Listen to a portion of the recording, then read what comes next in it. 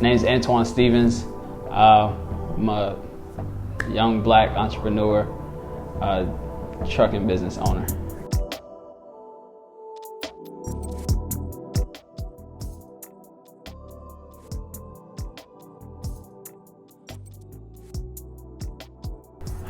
Man, I associate with them all, but the one that is like, I guess you can say the most damaging is mental pain. You want me to explain why?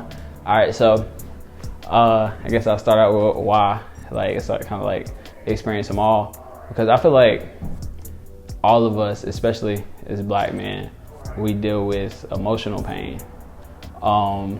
It just comes from life. Like, we have expectations of ourselves, high expectations of ourselves, and when things in life don't go the way we expected them to, then that's when we experience that emotional pain and stuff like that.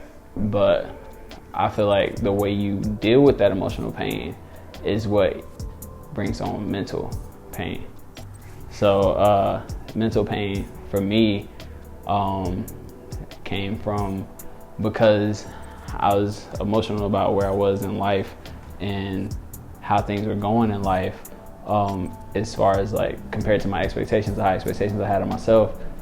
Mentally, I valued myself less. So valuing myself less, I sought things out for validation, which for me was women. And so with women, it was kind of like I didn't, like, things weren't going right in my life, but as validation to think like, okay, I must be this or that because she's doing this for me, or she want me, so I must be like that dude, or like I must have something going right and stuff like that. And that caused a lot of mental pain, a lot of toxic traits, toxic masculinity, stuff like that.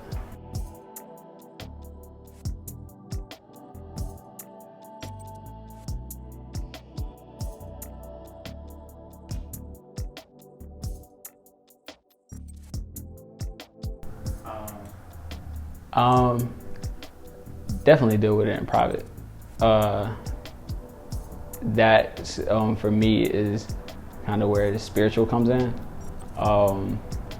because dealing with it in private and dealing with it with God, and like taking that time to understand myself and understand who I am, and in that same breath, when I'm understanding myself, I'm also understanding who God created me to be and why God loves me, and then I can get over that mental pain and that emotional pain because I understand myself and I understand where I'm going.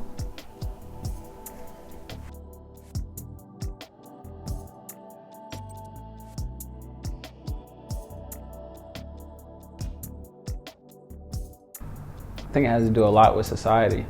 Like, society doesn't care. Like, everybody's going through something, but then I also think as a black man, it's like even more so, like they don't care. So you either, and then from a young age we're taught like don't show weakness, don't cry, like that's weak and stuff like that, which is actually wrong. But I think that's why once we get to our 20s and stuff like that, and we start dealing with life as we're transitioning into becoming an adult, we struggle with dealing with emotions and coping with that pain and stuff like that, because we're not taught how to handle our emotions and deal with our emotions from a young age.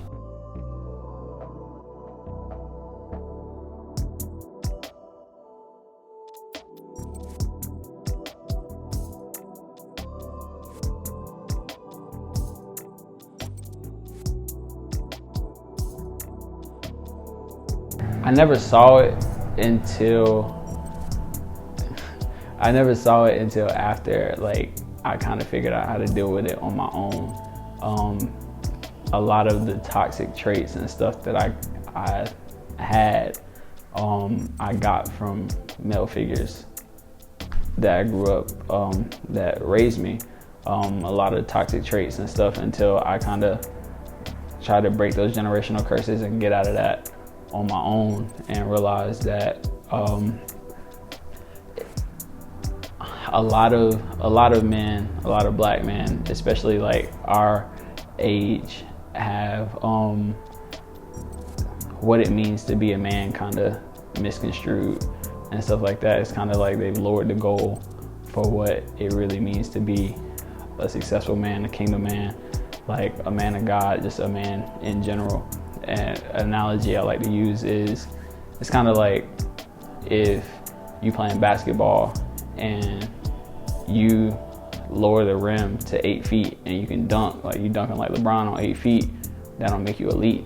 Like you raise it up to 10 feet, you dunking like that, and then you reaching the goal. But just because you drop down the goal and you dunking on it, that don't make you like at the standard. The standard is here, not here. So once you can, like, you have to meet that standard. And I think since a lot of us have like lowered the goal and the standards of what it actually means to be a man, we can't really deal with the emotions and everything that life takes. I mean, like that life gives us, because like we still struggling with that battle within ourselves.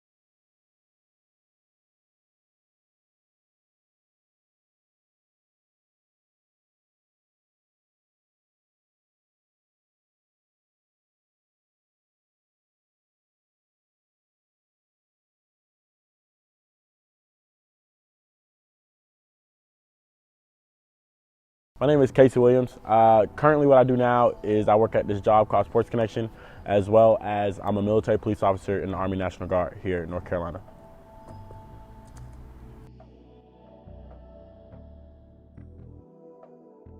I would say emotional pain, only because of the experience I've had to go through, whether it was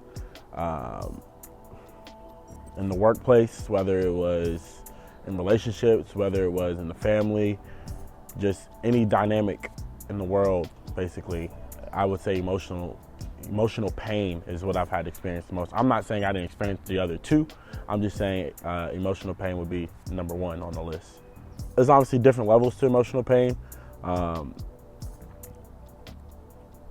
would say the lowest or the highest point of my emotional pain is when my dad died. I think that was the hardest thing I ever had to deal with. I've seen death. I've dealt with death with so many other people, but when it's your own family, someone you're close with, and things like that, I think that was my highest point of emotional pain. For a while, I didn't. I didn't want to accept the fact that he was gone, and I just kept my head high and just kept moving forward. I tried to be there for my family as much as I could be, but deep down I was in a depressed state. I was down. I just felt like the world was ending. But eventually I did get up. I started hanging out with my friends more, so I would definitely say my friends was a big influence on helping me over that tough time. I would say just doing things that I loved and doing things that he would want me to do, and also just accomplishing so many different things that he would have been happy for me to accomplish. I am the type of person that I do not like to sit down. I like to keep working, no matter what it is, no matter the circumstances. So especially dealing with pain, the very next day I wanted to go to work. As soon as I left the hospital, I wanted to go to work. And of course my mom and my sisters wanted me to call out, but I honestly just wanted to go to work. Only because I feel like if I'm moving around and I'm still being busy, it keeps my mind busy, that I'm not at a stalemate and I have to sit there and just think about what has already happened. Because there's nothing I can do to change the past. So the only thing I can do is change the future, and by doing that is working on the present. So I definitely think that it was part of the emotional pain for me to just keep working. And even though that is just who I am as a person who just keeps working, I definitely think that I used it to my advantage in a way.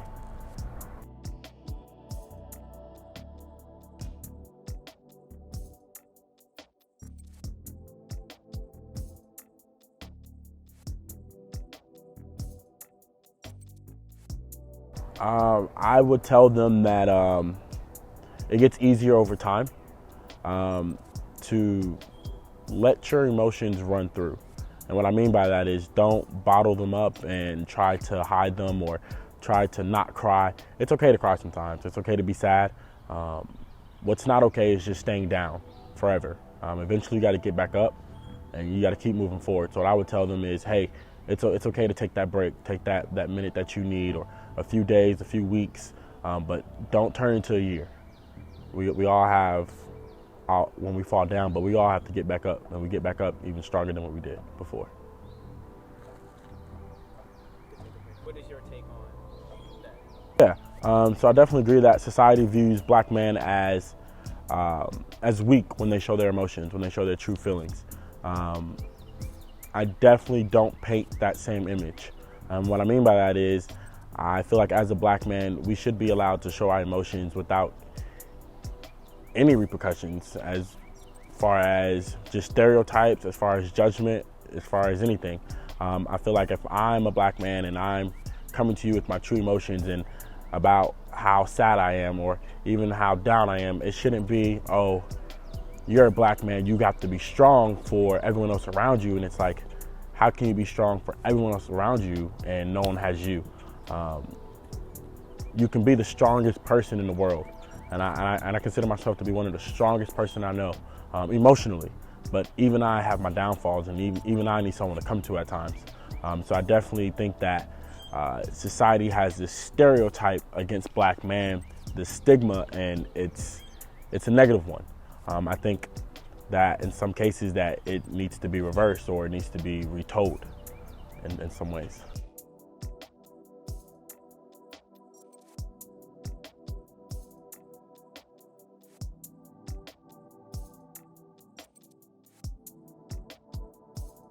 I definitely think it depends on each person's circumstance and their own experience. But in general, I would say that a black young male watching his older black father grow up, he's definitely going to gain some perspective from the experience that he has within that household. So if his dad is portraying that, he's the tough one, he doesn't really show emotion around his son, well, of course the son will eventually pick that up. For example, if the son doesn't get something that he wants and he starts crying, the dad can immediately just say, hey son, we don't cry. And that right there is where it happens in the household, where it's like, hey son, we don't cry if we don't get our way. We get back up, we find another way, and we fight for what we want. But even so, as that in the household, there's just as much in the world itself, within school, within work, within the military. It's hard anywhere, and the experience is always going to be based off the circumstances of the kid.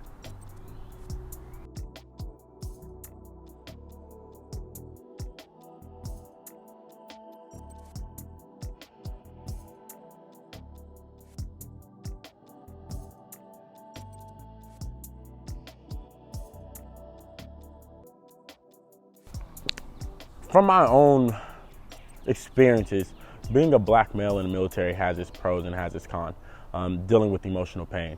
I won't use names because I'm still in, so I don't want to throw anyone under the bus, but I do want to bring some things to light.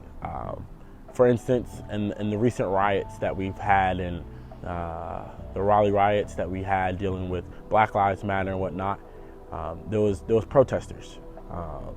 And of course, me being in the National Guard here, we were activated to be as a force just to make sure nothing happens. Being out there in that state of mind, as a black male, it's kind of hard because people are fighting for Black Lives Matter and they're yelling and screaming, saying, "How can you choose such a side when you too are black?" It was a hard time, just to honestly sit there and have to deal with it. I'm talking about you're a traitor, you're not really black, how do you betray your own people? And from another black man to another black man, that can hold some weight to it. And then not only that, but when it's your own teammates, when it's your other battle buddies who are sitting there saying, I hope that they do something so we can do something back. That's a problem with me, because even though I'm on this side of the line, I'm still just as much as a black man as they are, and I'm still fighting for the same rights that they're fighting for. So I definitely corrected them on that situation, but sometimes in the military you have these higher ups. It's a structure, it's a rank structure. You can't always just speak your mind. If you do so, negative connotations can come with that. But in this instance, we had a few soldiers, of course, non-African American, who thought it was okay to just say a few remarks that left me and some of my other black soldiers at a disconnect. That was something for me that I had to deal with the emotional pain, because I had to sit there and decide, hey, is this something that I want to do? Do I want to re-enlist? Because after what just happened, this is not an organization that I want to be a part of if they can't see my pain. And it's not, when I say my pain, I'm speaking for the pain of all the other black males out there. So that's an experience that I've had to go through just being in the military, and that's what I mean by the workforce showing emotional pain, but that's just something on my end.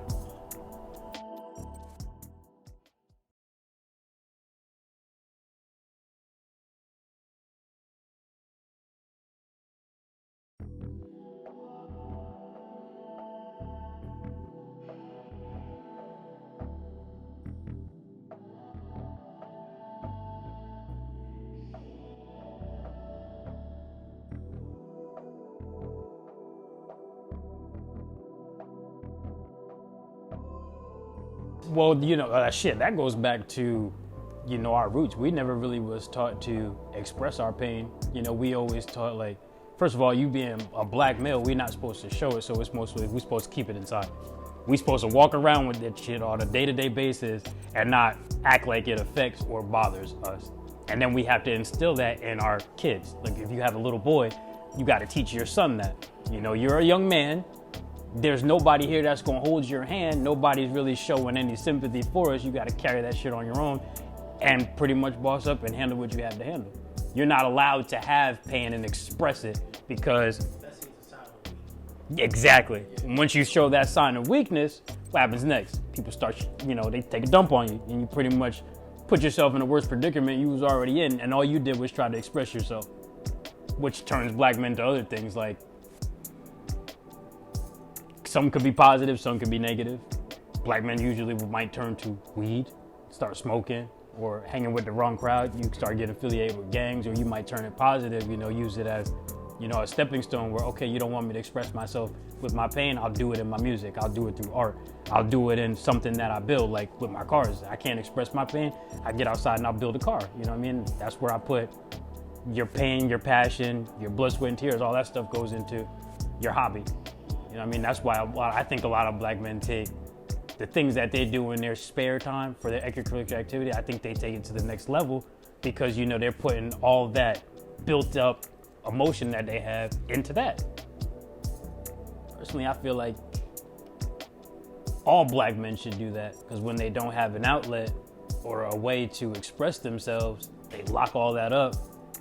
They either have a mental breakdown or they go the wrong route through life, and then they find themselves, where the system is already rigged for us to be, which is probably in jail.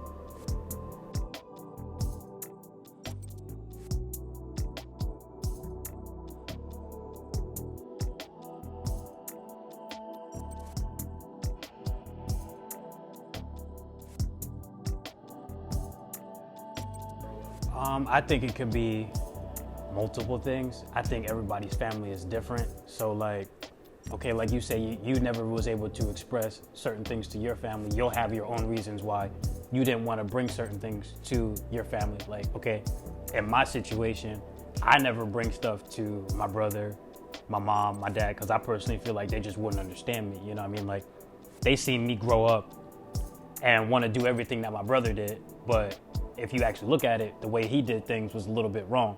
So being that I want to change it just because they're not accustomed to it, or they're not accustomed to what I'm trying to show them, because they're already set in their ways, you already know off the bat, like that's just a dead end, because they're not gonna understand where I'm coming from. Because we all going through different eras, and we're all humans, we're all still learning as human beings. So, you know, for them to be older and think they know the answers already, the world is changing every day. So for me to try and preach to them what I'm going through is something that they've never encountered before. So personally, some people might feel like in a situation like that, I'm wasting my breath, because I already know they're gonna shut me down before I even get the chance to say what I wanna say to them. Like, if I had a loss or whatever, like say if one of my friends passed away, and then they were like, you know, you gonna go to the funeral. You know what I mean? I'm like, nah, like I don't wanna go to the funeral. And they're like, well, why? Like, that's somebody close to you, you should go to the funeral. Like, nah, I don't wanna go to the funeral because I feel like personally, if I go, I'm stopping my life. I'm not gonna wanna live through this. You know what I mean? So sometimes in my situation, it might be better for me just not to go, mourning my own way. But they might think that's wrong. So, you know, even though I'm trying to explain to them my scenario and why I don't wanna do it, they might have their own personal opinion. And just because, you know, there are parents and we don't listen to them, they might throw some shade, you know, here and there, and you don't wanna hear that. So automatically that just gets shut down. So personally, I feel like, you know, it's easier to vent to your friends than your family, because your friends, y'all are closer in an age bracket. Y'all understand each other more growing up. Y'all kind of going through things together. You know what I'm saying? Like, when you a young dude or whatever, you know, you might be losing your virginity around the same time your homies is losing their virginities or whatever, and you know, y'all talk about it. You know what I mean? But you can't go tell your dad, like, yo, this is how it was for me. Your dad gonna say, well, back in my day, you know what I mean? Well, it ain't like that today. You know what I mean? Things are different. So I feel like it's a lot easier to call one of your homies like, yo, man, like, I'm really going through this, that, and the third, and I really need somebody to talk to about it. You can talk to that person because he might have had the same problem last week. You know what I mean? He might have had the same problem, you know, his brother could have went through it or something, you know what I mean? So it's easier for you to talk to a friend than it is when leaning on a family member.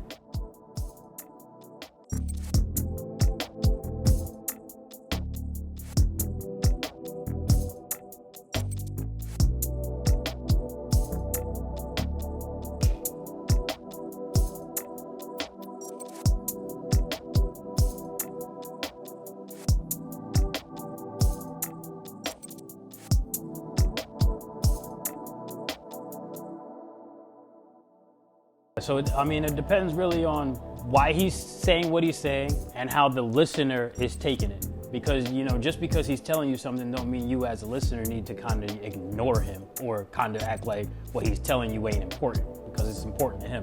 That's why he's saying it. So that listening is very important too, because he's venting it to you so you can actually take it in and give him the feedback that he's looking for so he knows what to do from there on out. So I feel like if people, you know, don't take that time to realize that, you might do some damage and not even realize the damage you just caused. And it's funny that this is actually mentioned, because I was just talking to my fiance about this earlier, about how, like, when I was telling her about my childhood, and she kind of was able to take that and understand why I am the way today. You know what I mean? And like, even if I tell her something that happens traumatic for me or whatever, she can take it and she knows how to turn it around so it becomes a positive in my life, as it being like something that tormented me and now it's going to torment me for the rest of my life. She can flip it around for me because she knows exactly what she needs to do as the listener and make it something that's I'm going to make better. Like, I'm going to be a better situation out of this because she knows how to talk to me about it. So what was that? Like, what? It was something that happened with me and my brother, actually. I had told her how when we were younger, between the ages, I want to say like when I was about 1 to 3, my brother wasn't able to grasp the fact of him having a little sibling, you know, because he was only child for odd years or whatever. So he was accustomed to that. So when you have a little brother walking around here, you know, he's getting all the attention. He's like, I don't like this. You know what I mean? Like, I got to do something about this. And him being a child, he doesn't know any better but to inflict pain on something that he feels like is hurting him. So there was a couple times, you know, he tried to pull me off the bed. He might have tried to, you know, roll me in some traffic or something like that when we were young, you know. So with that, you know, it kind of traumatized me because I remember one time he had told me, like, I wish you were my cousin as opposed to you being my brother. And at the time, he doesn't know, you know, what he just said just hurt the heck out of me. He's thinking, you know, I mean, I'm just giving my brother a piece of my mind. Like, I want him to know the truth. But me being a little brother, all I know is my older brother. That's who I look up to, you know what I'm saying? So for him to say that is like, whoa, like, you don't want me to be your brother? Like, do we not have that kind of love for each other where you want me to be your brother, you know? And that, stuff like that can actually traumatize a person, and it did for a while until we actually turned about 14, 15, where he actually was able to accept the role of being an older brother and actually was actually happy to be that, like, in that position. And then, you know, when we got cool after that and he went away to college, I was devastated all over again. But that's something that needs to happen as a young black male, because I can't follow him my whole life. I got to be my own person. So when he got up and went away to college, you know, I cried for a couple times, but I had to learn how to be my own individual. Had I not went that route, you know, I would have been just like him. I'm not saying my brother turned out bad. He's actually really smart scientist, you know what I'm saying? So he turned out pretty good, but he has a lot of negatives in his life too that I did not want to collect, so.